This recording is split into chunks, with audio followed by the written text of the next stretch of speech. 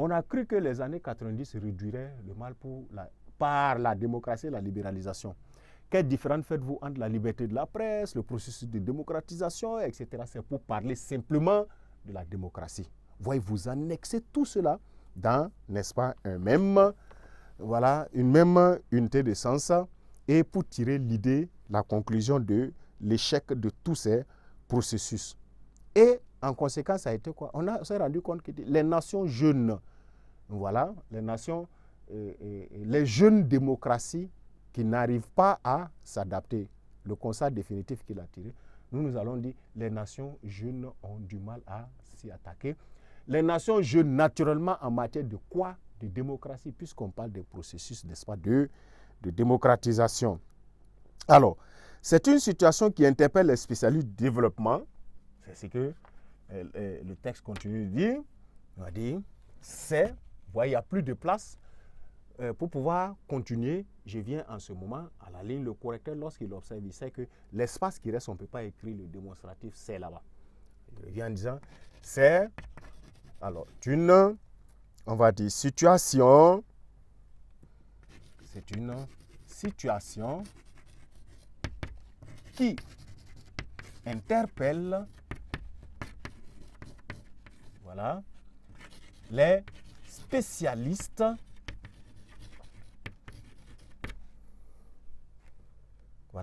du développement. C'est la séquence du texte qui vous disait que cette situation ne peut laisser indifférents ceux qui se préoccupent et ceux qui s'occupent des processus de développement. La reformulation que nous nous en proposons, c'est quoi? Si ça ne les laisse pas indifférents, c'est que ça les interpelle, autrement dit. Donc, c'est une situation qui interpelle, vous voyez, d'accord, les spécialistes. Ceux qui s'occupent du développement et ceux qui se préoccupent du développement sont des spécialistes, n'est-ce pas, des acteurs clés, n'est-ce pas, du développement. Voilà, entre autres, ce que c'est que la stratégie de reformulation. Et tout doit aller de cette manière. Ça les interpelle et on a vu que, au fait, leur devoir d'action, leur devoir d'agir qu'ils ont fait prévaloir a donné des analyses sur plusieurs angles. Donc, qui les interpelle et s'analyse. Donc, c'est une situation qui interpelle les spécialistes du développement et qui s'analyse diversement. Et s'analyse diversement, on a dit que ça s'analysait sur divers plans. Voilà. S'analyse, vous allez dire, alors, diversement. Au plan éthique, je peux écrire la préposition « au » dans l'espace qui reste. Je fais l'effort de combler ce gap-là en disant, vous voyez, en ce moment, la présentation typographique va ressembler à un bloc de paragraphes compact. Et comme tel, c'est parfois typographiquement joli sur votre copie et plus ou moins facile à lire. Donc, au plan éthique, vous avez un mot tel que éthique. En changeant éthique, à la limite, vous devrez savoir que c'est les questions de morale. L'éthique, c'est ça, les morales, les valeurs, voilà, tout ce qui est lié à leur appréciation. Morale, éthique, etc. Déontologie. Mais le résumé, on peut bien résumer une idée sans forcément avoir besoin, n'est-ce pas, de la comprendre. Il suffit simplement d'être dans le contexte. Quand vous êtes dans le contexte, vous vous en sortez. Voilà pourquoi je garde au plan éthique, preuve que le résumé n'est pas une chasse aux mots totalement du texte de base, comme on l'a dit pendant la méthodologie. Sinon, au plan éthique, on allait dire ou moral, ça passe comme idée restituée, d'accord? Nulle part la corruption, nulle part la corruption, voilà.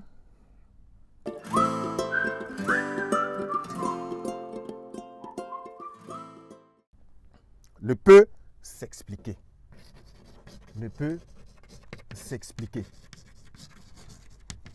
C'est la séquence où il disait, mais qu'est-ce qui fait que on peut penser que dans les pays développés, ils peuvent s'autoriser de la corruption et dans les pays pauvres, comme ils sont pauvres, ils n'ont qu'à optimiser leurs ressources. Il ne faut pas qu'ils vont pratiquer la corruption, etc. Dans tous les cas de figure, la corruption a un impact sur les sociétés.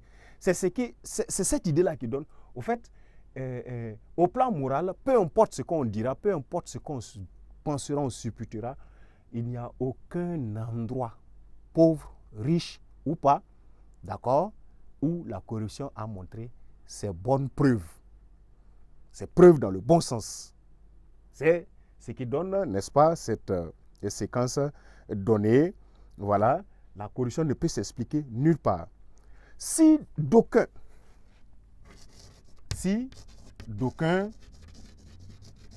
n'est-ce pas, index, n'est-ce pas, ces impacts sur la libre concurrence,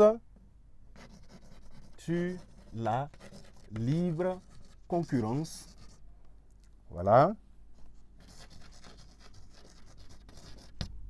on va dire, elle est surtout un frein au développement. Elle est dans tous les cas,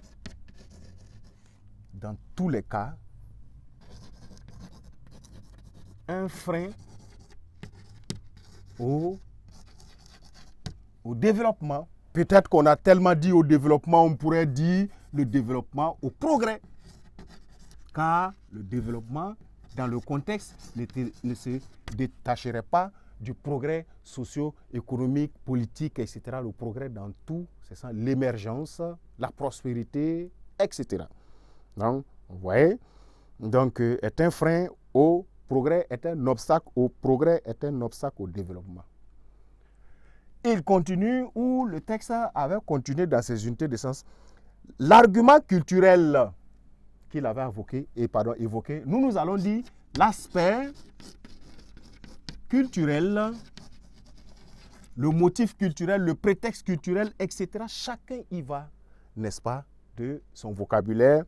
Et c'est à partir de là que vous étudiez le même texte, vous avez les mêmes unités de sens, tout le monde a très bien compris le texte, vous ne pouvez jamais avoir la même moyenne. Parce que vous ne parlez pas de la même manière. Et même les jumeaux ne s'expriment pas de la même manière. Donc, chacun, en fonction de son vocabulaire disponible, ses capacités de maniement de la langue, etc., va se retrouver sanctionné de ce que vaut son expression écrite, produite, n'est-ce pas, à l'adresse, n'est-ce pas, de son correcteur. Donc, l'aspect culturel, voilà, qui en est brandi, l'aspect culturel qui en est brandi, c'est-à-dire qu'on brandit à propos de la corruption, là, pour justifier la corruption. Donc, nous, on va le dire comme ça, l'aspect culturel qui en est brandi, n'est-ce pas, qui en est brandi, alors, pour d'autres, ou simplement par d'autres, est aussi inadmissible,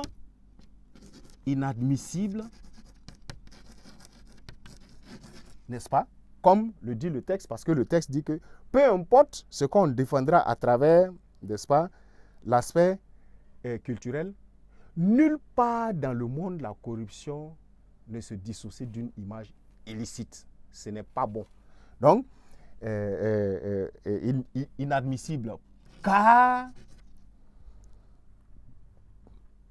la corruption, on va le dire ici, la corruption est universelle. Voilà. La corruption est universellement. Voilà. Vous voyez? Puisqu'il a dit nulle part dans le monde.